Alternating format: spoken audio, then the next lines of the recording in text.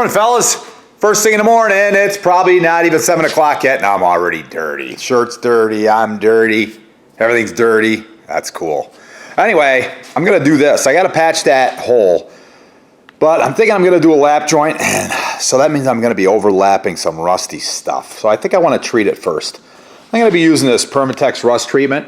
I don't know how good this stuff works, but we're gonna find out. I'm gonna try it out and see what happens.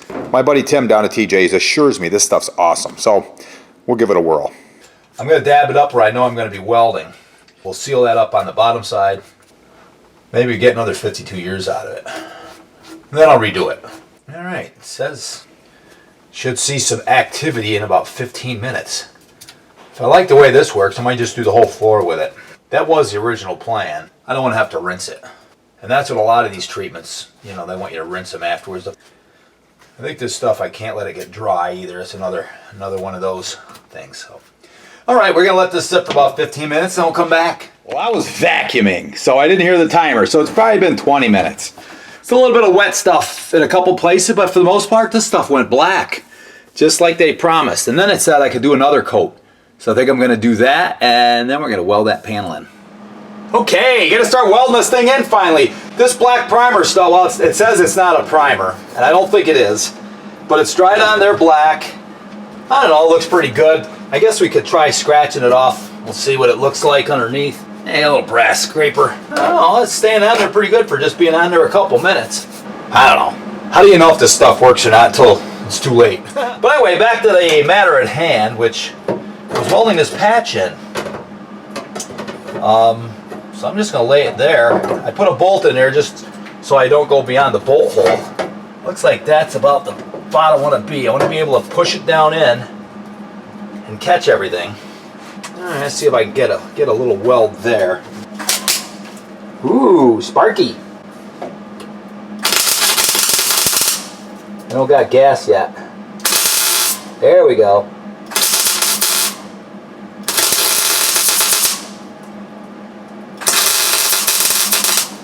So what's kind of nice about this, I don't have to worry about distortion whatsoever. I shove this down here. Let's see if I can catch that.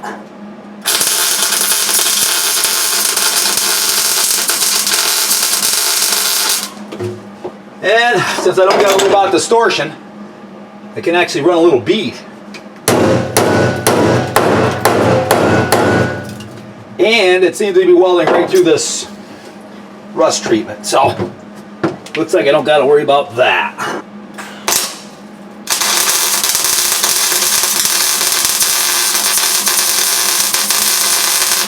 I'm just happy there's enough metal there still left to weld to.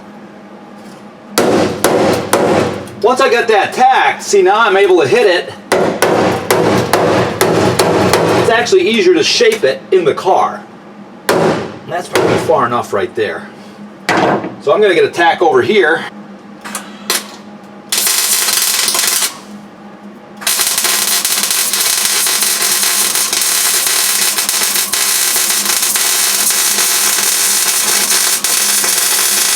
Be careful I don't set the damn car on fire. Yep, looks like I got a hot spot there. Probably should get the hose out in handy just to be sure. So I'm going to do that right now before I burn the world down. Alright guys, nothing to worry about. A little bit of smoke. I ran kind of a long bead and it got that 52-year-old undercoating got a little hot. So started making a little bit of smoke. Upscale. Well, I'm going to finish welding this patch in because that seems to be what makes sense to me at the moment.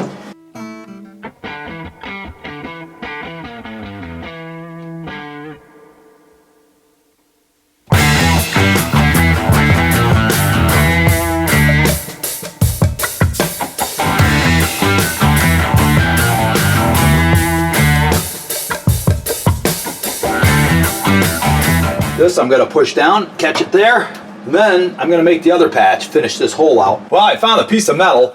Anyway, I'm just going to do a little welding in. I'm just, I don't want to waste any material. Looks like I could butt this right up like that. I'll tap it together, weld it, I'll butt weld it a couple spots, and we're going to call it good enough. Now, looks like I'm just about there. Get my right length. I'll take it over to the shear.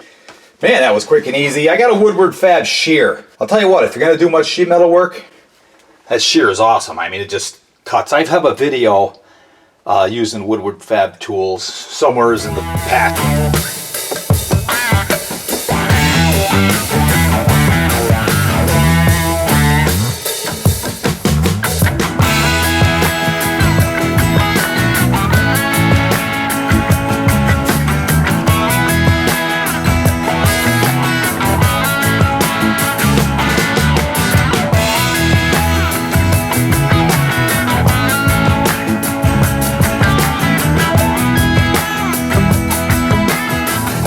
But don't forget, this is under a seat. No one's ever going to see it.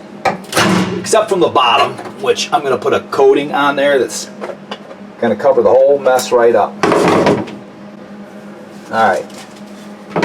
One more dab right here.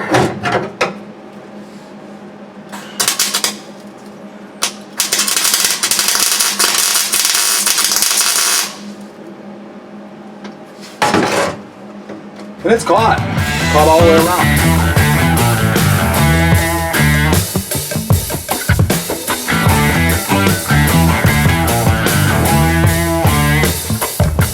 Alright, so how do I figure this out? I got the piece cut kind of short, kind of what I need. I could just leave it wide and then mash it down over the top, but I don't see a whole lot of sense in that. And I honestly don't care if I overlap it either. But if I go like this, it might just work. I can catch it right into there. And then I can catch it there. Oh, that's what I'm going to do. Okay. Which means I got to take this Sharpie.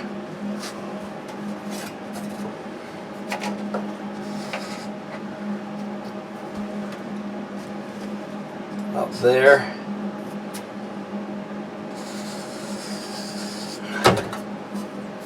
I'm going to cut that.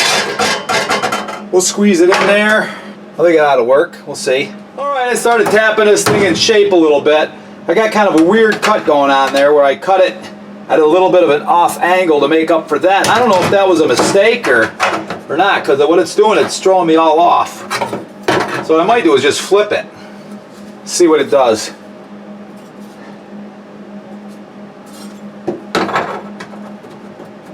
Yeah, that might work out better actually. Yeah. I'm going to shape this and then I'm going to trim it up to fit.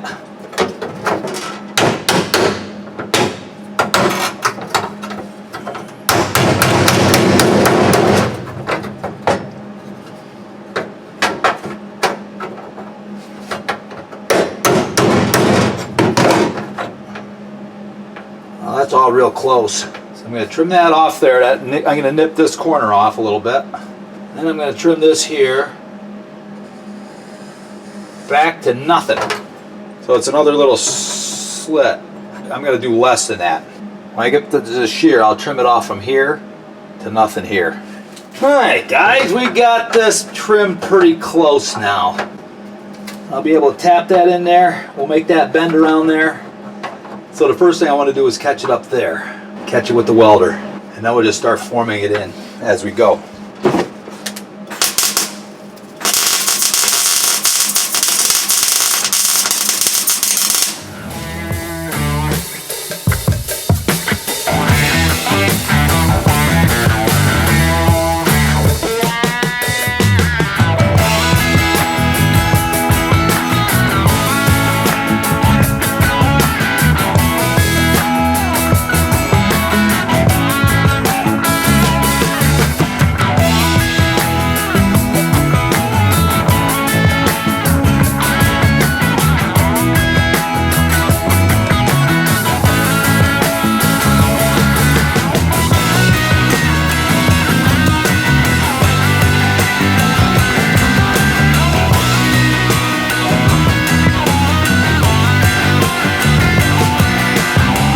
Well, by welding and hitting, I'm getting this so it's actually sort of fitting pretty decent. I can weld it all up now, and by the time I get done Dynaglassing, it's going to be rugged as heck, because Dynaglass is pretty rugged stuff. I mean, like fiberglass and resin, that's all it is, all one heap that you mix up and put on. And you know, if I get a 1/4 inch thickness on there, that's going to be pretty strong. You got to figure your motor homes, your big Class A's, all that stuff's rolling down the road. It's all fiberglass. Boats. You get in a boat and go out in the sea with it. And it's fiberglass. I think fiberglass on the old Cadillac floor make it plenty strong.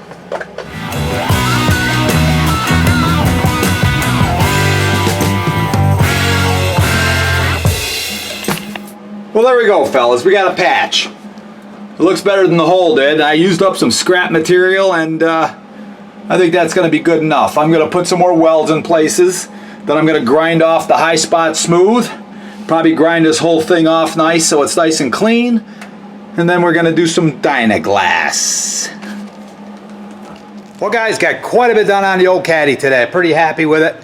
Tomorrow, back to the real job. So, but this was a really enjoyable day for me. I was here like at 6, worked till about 4:30. Got a lot done. Pretty happy. Like, share, subscribe, and ring the bell. And we'll see you on the next one.